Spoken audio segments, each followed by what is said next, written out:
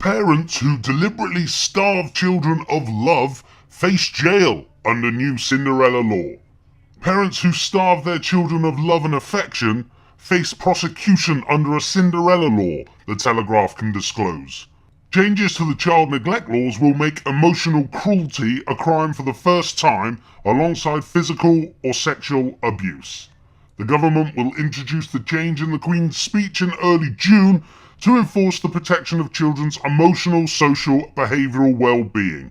Parents found guilty under the law change could face up to 10 years in prison, the maximum term in child neglect cases. So, on the face of this, every child that went to boarding school or is currently at boarding school should have their parents locked up, because their parents are obviously starving them of love. Let's face it, these kids at boarding school are probably going to go on to become our future MPs, so let's get these future self-serving, expense-abusing wankers out the system now. Let's get them into child services, let's get them hooked on prescription drugs, let's get them into the elite's pedo dungeons. Because when they do become MPs, having been unloved all their lives and having to wear short trousers every day, even in winter, they are going to take it out on you and us in the future when they get their chance. Just look at William Hague. Perfect example.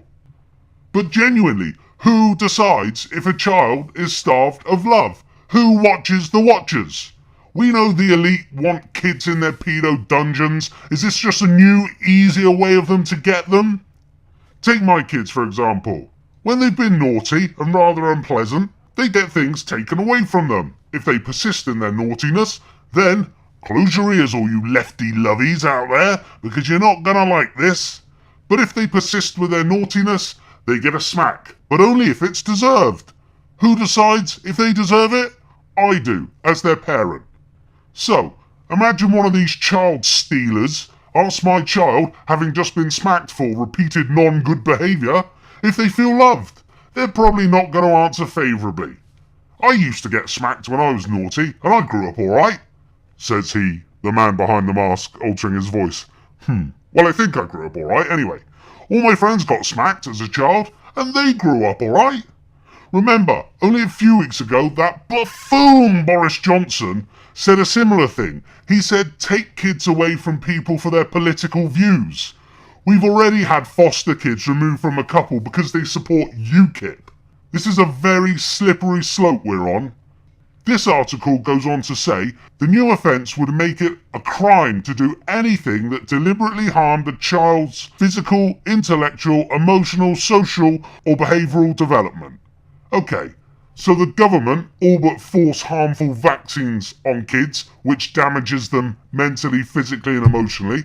The government makes parents have to work 2 jobs and threw a load of them on benefits, which damages them emotionally, physically and socially. The government closed libraries, swimming pools and other services in the name of austerity, intellectually, emotionally and socially damaging kids. And the government insists on drugging any child that is bored at school because school is so fucking boring. You get the picture. I think that's enough reason to arrest the government and give them all at least 10 years, if not have them flogged or hung.